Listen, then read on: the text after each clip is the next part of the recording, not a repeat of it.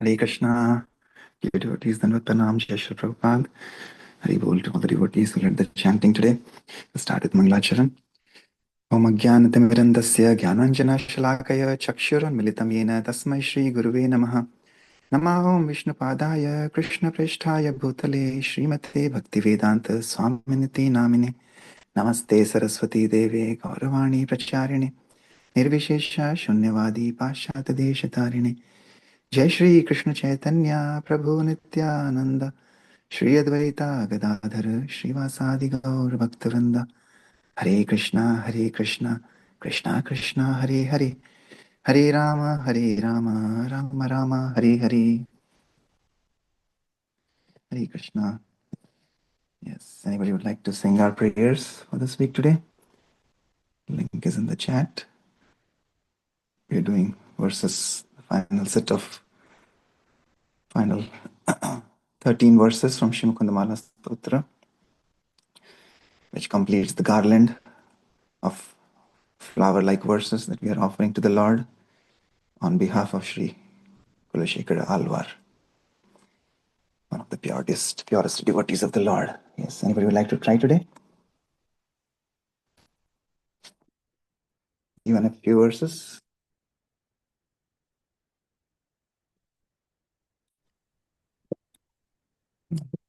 Yes, Amresh Prabhu, would you like to? I haven't read through it, so I'll try tomorrow. Okay. Yeah. All right. Hare Krishna. I could try, but my Sanskrit is not good, Prabhuji. Okay, maybe you can try one verse. Try 41. I'll help you. 41? Hmm. Okay, Hare Krishna, let's try. Naranaya Narayanaya Nama iti amam eva mantram samsara gora visa nirharanya nityayam Srivanto bhavya matyo yatayo nuragat ukastaram upadisami aham urdhava bahu. How it is? Yes. Narayanaya Nama et yamam eva mantram. You can sing along, Prabhu, Okay. together.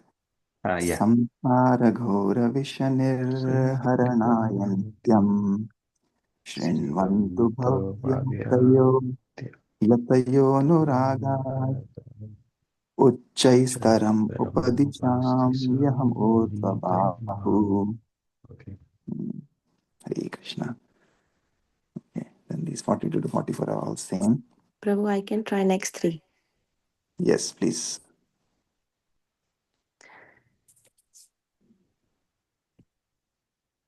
One second.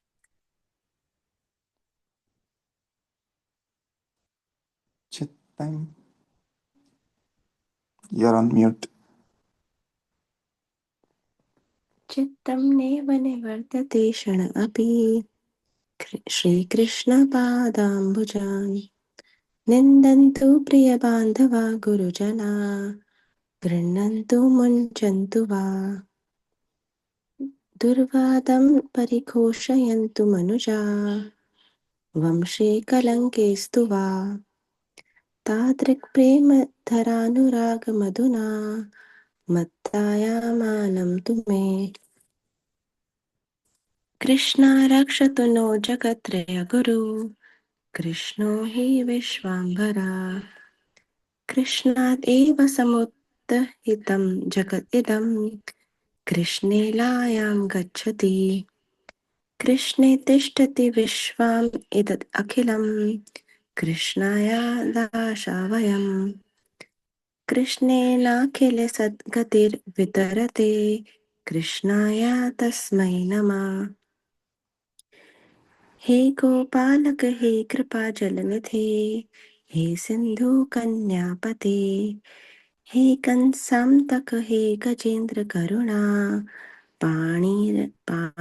पाणि हे माधवा हे रामानुज हे जगत्प्रिय गुरु हे पुण्डरीकाक्ष मां हे गोपीजननाथ पालय परं जानामि त्वां विना। हरे Krishna. Hare Krishna. Yeah. Okay. I can do from 45. Anybody else would like to sing? Okay. Good.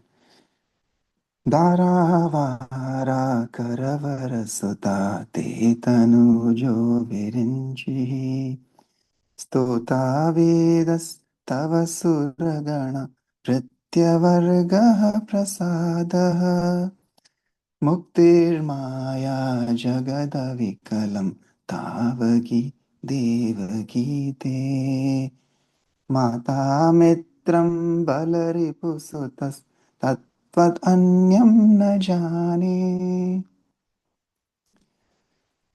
प्रणाममीशस्य शिरफलं विदुष तदर्चनं पाणिफलं दिवौकशः मनःफलं तद्गुणतत्त्वचिन्तनं वचः फलं तद्गुणकीर्तनं बुधा श्रीमन्नामाप्रोच्य नारायणाख्यं येन प्रापूर्वाञ्छितं पापिनोऽपि हानः पूर्वं वाक्प्रवृत्त न तस्मिन् तेन प्राप्तं गर्भवासादिदुःखम् ध्यायन्ति ये विष्णुमनन्तमव्ययं हृत्पद्ममध्ये सततं व्यवस्थितं समाहितानां सतताभयप्रदं ते यान्ति सिद्धिं परमां तु वैष्णवीम् तत्त्वं प्रसीद भगवन् कुरु मय्यनाथे विष्णुकृपां परमकारुणिकः खलु त्वं संसारसागरनिमग्नमनन्तदीनम् उद्धार्तुम् अर्हसि हरे पुरुषोत्तमोऽसि क्षीरसागरतरङ्गसीकरसारतारकितचारुमूर्तये भोगि भोगशयनीय शायिने माधवाय मधुविद्विषे नमः अलमलमलम् एका प्राणिनां पातकानां निरसनविषयेय कृष्ण कृष्णेति वाणी यदि भवति मुकुन्दे भक्तिरानन्दसान्द्रा करतलकलिता सा मोक्षसाम्राज्यलक्ष्मीः यस्य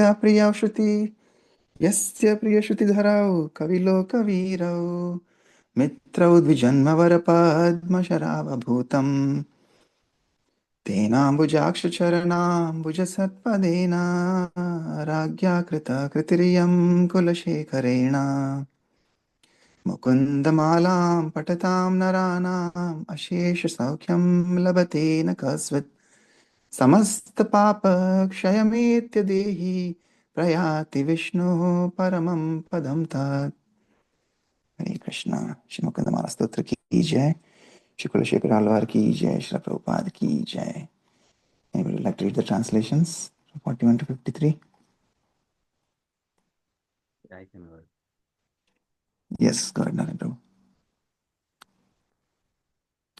Raising my arms, I utter this compassionate advice as loudly as I can. If those in the renounced order want to be delivered from the terrible poisonous condition of material life, they should have the good sense to constantly hear the mantra of Om Namah Narayana. My mind cannot turn from Sri Krishna's lotus feet, even for a moment. So let my dear ones and other relatives criticize me, my superiors accept or reject me as they like. The common people spread evil gossip about me. My family's reputation be sullied. For a madman like me, it is honor enough to feel this flood to love of Godhead, which brings such sweet emotions of attraction of my Lord. May Krishna, the spiritual master of three worlds, protect us. Continually bow down to Krishna. Krishna has killed all our enemies. Obeisance to Krishna. From Krishna alone this world has come into being. I am the servant of Krishna. This entire universe rests within Krishna. O Krishna, please protect me. O young cowherd boy, O ocean, my mercy, O husband of Lakshmi, the ocean's daughter, O killer of Kamsa, O merciful benefactor of Gajendra, O Madhava, O younger brother of Rama, O spiritual master of three worlds, O lotus-eyed lord of gopis, I know no one greater than you. You please protect me. Your wife is the beautiful daughter of the ocean, and your son is Lord Brahma. The Vedas are your panegyrists. The demigods comprise your company of servants, and the duration is your benediction. While this entire universe is a display of your magic power, Srimati Devaki is the mother, and Arjuna is the son. Indra is your friend. For those reasons, I have no interest in anyone but only you. The wise inhabitants of the heavenly regions know that the perfection of the head is to offer prostrate obeisance to the Supreme Lord. The perfection of the life breath is to worship the Lord. The perfection of the mind is to ponder the details of his transcendental qualities, and the perfection of speech is to chant the glories of his qualities. What person, even if most sinful, has ever said aloud the blessed name Narayan and failed to fulfill his duties? But we, alas, never used our power of speech in that way, and so we had to suffer such miseries as living in a womb.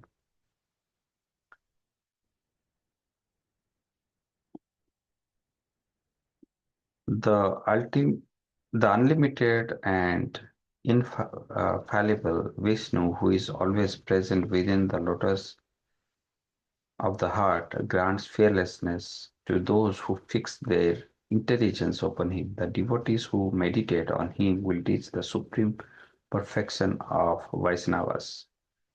O Supreme Lord, O Vishnu, you are the most compassionate. So now please show me your favor and bestow your mercy upon this helpless soul. O unlimited Lord, kindly uplift this wretch who is drowning the ocean of material existence. O Lord Hari, you are the Supreme Personality of Godhead. Obeisance to Lord Madhava, envy of the Madhu demon, his beautiful form lying on the couch of the serpent Ananta is speckled by the shower of spray from the milk ocean's webs. By themselves, the words Krishna are sufficient to drive away the sins of all living beings. Anyone who possesses devotion for Lord Mukunda, that is densely imbued with ecstasy, holds in the palms of his hands the gifts of liberation, worldly influence, and wealth. This work was composed by King Kulashekara, a bee at the lotus feet of the lotus-eyed Lord. The king's two beloved friends are the two twin stems of the exquisite lotus of the Brahma community, expert Vedic scholars renowned as leaders of the community of the poets. Who among those who recite this Mukunda Mala will not achieve complete happiness? An embodied being who chants these prayers will have all his sinful reaction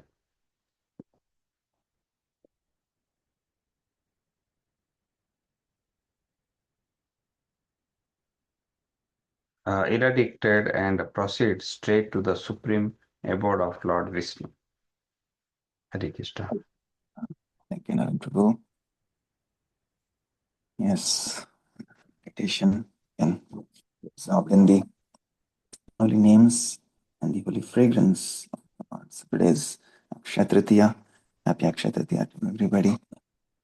Akshaya Tritiya means Akshaya means that doesn't get Kshay, which doesn't get eliminated or finished. It is eternal. So whatever we do today, any act of devotional service, we'll get eternal credit for that. So maybe today we can thank you for trying out, those who tried to sing today, and for those who couldn't, hope you can probably maybe chant one extra round today if you can, because anything that we start today, it's a very auspicious day. And the river Ganga appeared today. Chandan festival is observed today, Chandan festival, because it's the start of the summer, and the Lord's body is anointed with Chandan, so that the Lord can feel coolness with Chandan. So even Jagannath's body is applied with Chandan today. So Mahaprabhu performed those pastimes when he was here, and even in all the temples. Yes, today is a very, very auspicious day to start anything auspicious, anything new, and what to talk about material things. But if you can start anything spiritual thing, of course, in everything you'll get eternal benefits. So, Right, yes, sir. So if yes. it's this is said today, like I didn't know that whatever you will do, it will count it as a double. So rather focusing more on material thing, better to focus on our transcendental or spiritual things today. Yes. Okay. All right. So we are reading from Srila Prabhupada Lilamrit. Prabhupada is also starting summer here, as as the Lord is feeling heat of summer. We apply Chandan Yatra, Chandan to the Lord's body. So similarly, Prabhupada is also in the summer of 1966. Okay, so we'll continue reading. So yesterday we saw Prabhupada is now come to his new place on 26 Second Avenue called Matchless Gifts, where he has a storefront where he can do his congregation gathering there for Srimad Bhagavad Gita reading, and then at the apartment on the second story, second floor of the apartment of the back of the courtyard there is his apartment where he lives, where he will live, and he will continue his translation work. Okay. So by the summer of Srila Prabhupada's arrival at 26 Second Avenue, the first front in the great youth rebellion of the 60s had already entered the Lower East Side. Here they were free to live in simple poverty and express themselves through art, music, drugs, and sex. The talk was of spiritual searching. LSD and marijuana were the keys, opening new realms of awareness. Notions about Eastern cultures and Eastern religions were in vogue. Through drugs, yoga, brotherhood, or just by being free, somehow they would attain enlightenment. Everyone was supposed to keep an open mind and develop his own cosmic philosophy by direct experience and drug expanded consciousness, blended with his own eclectic readings. And if their lives appeared aimless, at least they had dropped out of a pointless game where the player sells his soul for material goods and in this way supports a system that is already rotten. So it was that in 1966, thousands of young people were walking the streets of the Lower East Side, not simply intoxicated or crazy, though they often were, but in search of life's ultimate answers, in complete disregard of the establishment and the day-to-day life pursued by millions of straight Americans.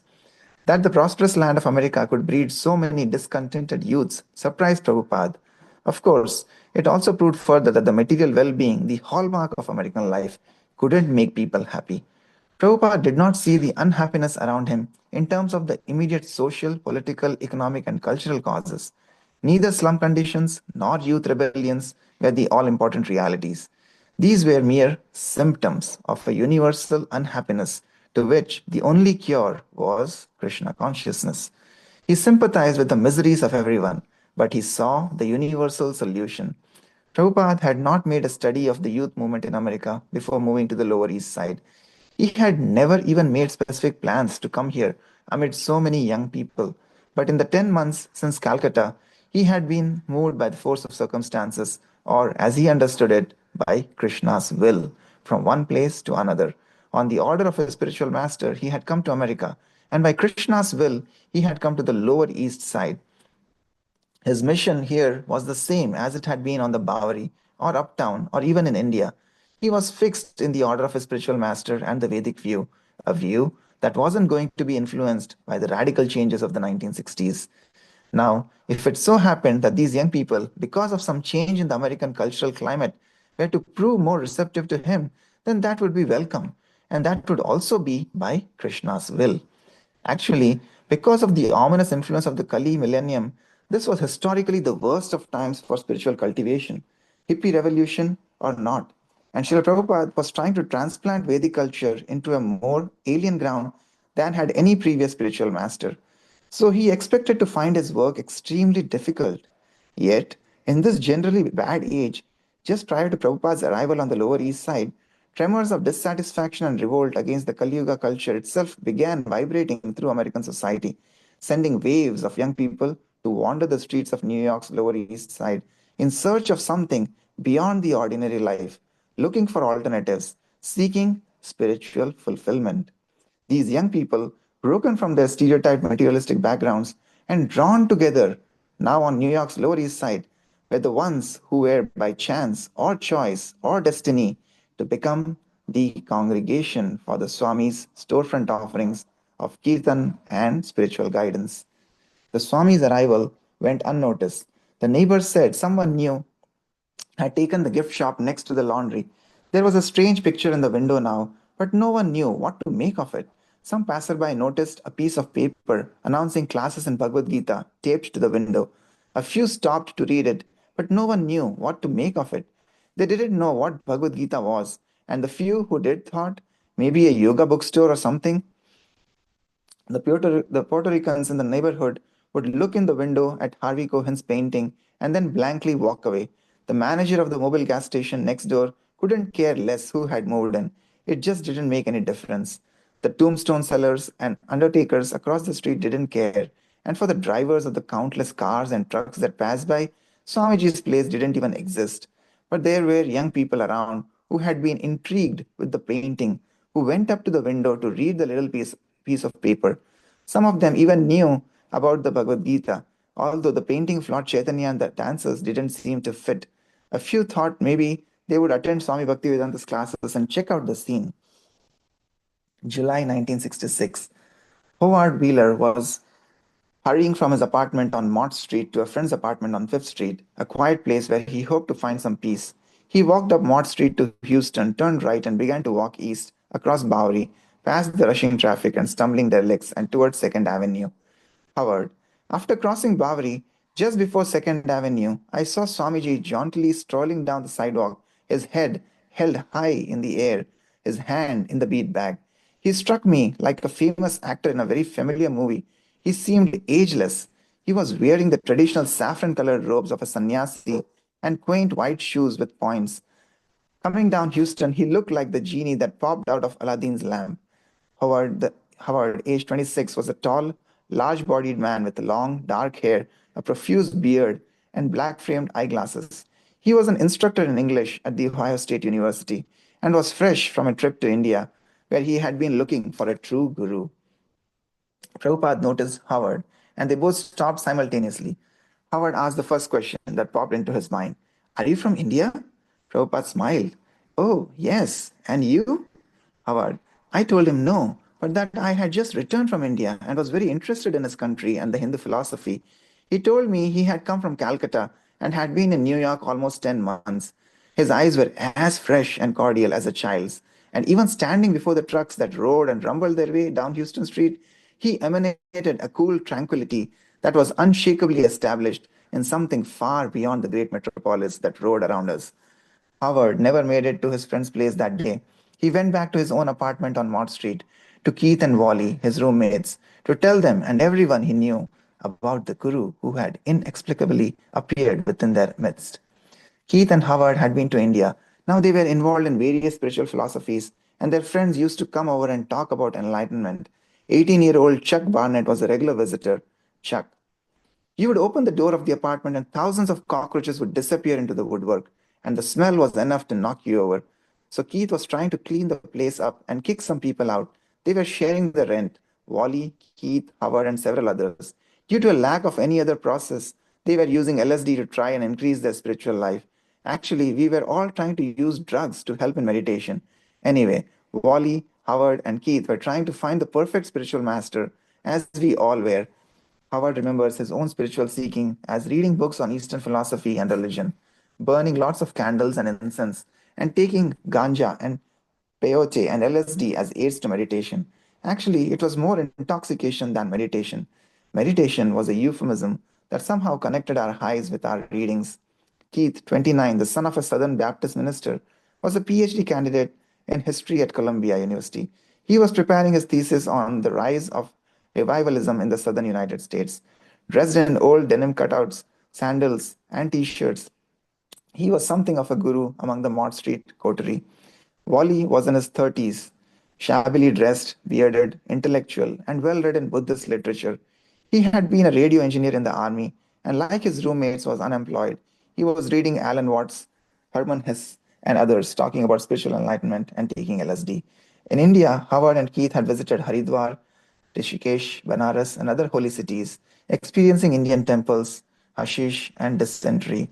One evening in Calcutta, they had come upon a group of sadhus chanting the Hare Krishna mantra and playing hand cymbals. For Howard and Keith, as for many Westerners, the essence of Indian philosophy was Shankara's doctrine of impersonal oneness. Everything is false except the one impersonal spirit. They had bought books that told them whatever way you express your faith, that way is a valid spiritual path. Now the three roommates, Howard, Keith, and Wally, began to mix various philosophies into a hodgepodge of their own. Howard would mix in a little Whitman, Emerson, Thoreau, or Blake. Keith would cite biblical references, and Wally would add a bit of Buddhist wisdom. And they all kept upon Timothy Leary, Thomas A. Kempis, and many others, the whole mixture being subject to a total re-evaluation whenever one of the group experienced a new cosmic insight through LSD. This was the group that Howard returned to that day in July. Excitedly, he told them about the Swami, how he looked and what he had said. Howard told how, after they had stood and talked together, the Swami had mentioned his place nearby on 2nd Avenue, where he was planning to hold some classes. Hare Krishna. Okay, so we'll pause here.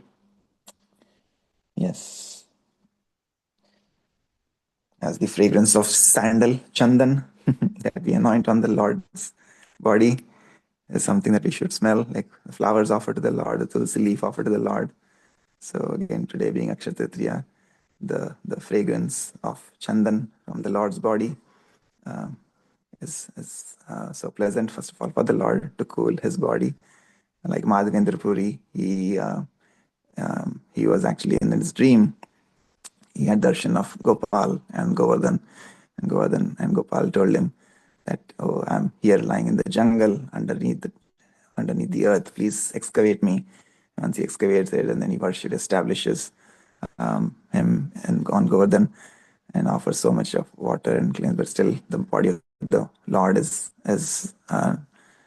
so hot. So then the Lord comes in his dreams and he says, you should go to Malay Desh, which is close to Puri, Jagannath Puri, and bring me sandalwood, chandan. And then anoint my body with chandan. Then my body will be cooled down. So yeah, so that's a wonderful pastime. He goes and then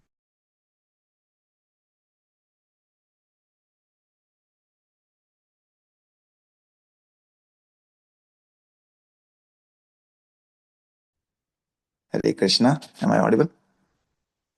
Okay. Yes. So yeah, then he comes to Jagannath Puri, and then the king of Puri gives him chandan that he is almost 1 mon, which is close to many kilograms of chandan that he takes back. And then on the way back to Remuna, again, Gopinath, who is the presiding deity there, is there. And then again, Gopal comes in Madhavendra Puri.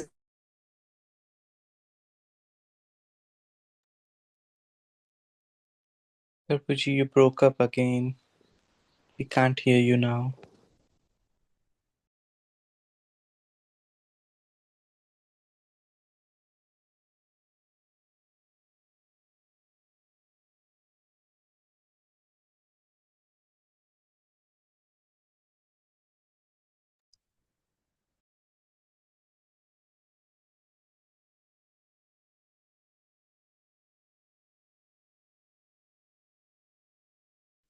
Okay, Hare Krishna. Sorry, so something happened to my phone, looks like. So Madhavendra Puri comes to Jagannath Puri, and the king of Jagannath Puri gives sandalwood chandan to him that he can take back for Gopal in Govardhan Vrindavan. But then when he's coming back to Ramuna and he rests there again, Gopal appears in Madhavendra Puri's dream, and then he tells him that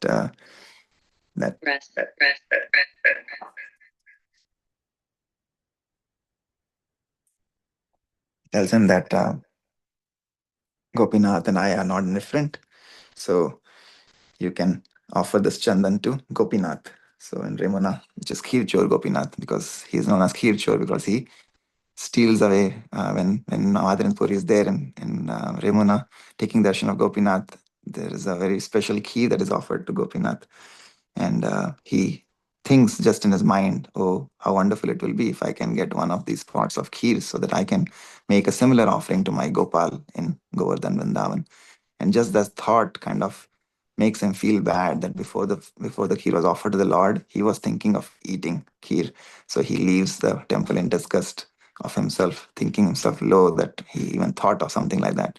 But the Lord is so benevolent to his pure devotees that he keeps one cup of that kheer stolen away, and then he comes in the dream of the pujari of the temple that you give this kheer to that Baba who's sitting outside, and because he goes outside the temple and then he's sitting underneath a tree and then he's chanting his Hare Krishna Mahamantra.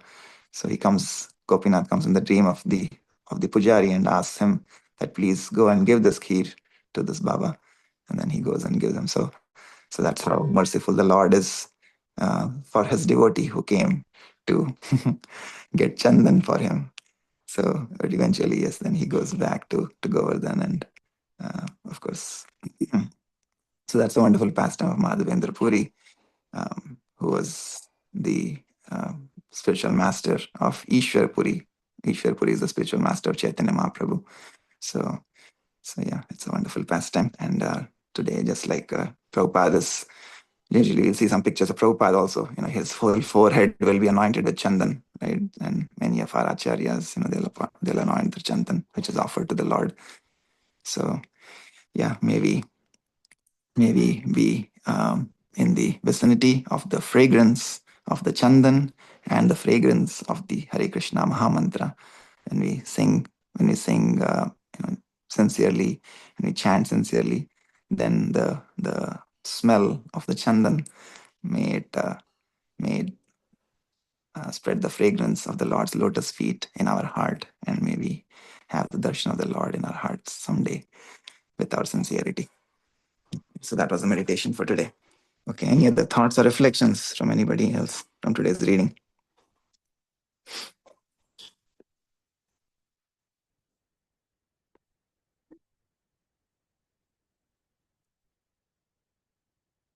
No, nobody.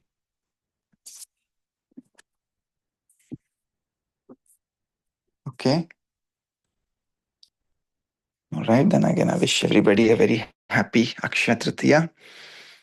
Let's endeavor to increase our devotional service today in any form or fashion, be it simply chanting an extra round today, or sitting in front of our deities, offering our heartfelt prayers, or doing some act of kindness by distributing some prasadam, distributing a book to people, talking about the Lord to somebody new. So it can be anything. At our work, we can chant something extra. We can go for a japa walk. We can talk to our colleague about Bhagavad Gita. So let's try to make an endeavor to do one act of devotional service in addition to whatever we do every day on this Akshaya Tritiya. May everybody have a blessed day. Vanchakalpatarubhyascha kripa sindhubhya eva cha patitanam pavanebhyo vaishnavebhyo namo namaha. Anantakoti Vaishnavrinda ki jai. Jagat Guru Srila Prabhupada ki jai. Nitai Gaur Premanande. Hari Hari Bol. Hare Krishna. Thank you, Thank you, dear. Prabhuji. Have a great day, everyone. Hare Krishna. Hare Krishna. Hare Krishna.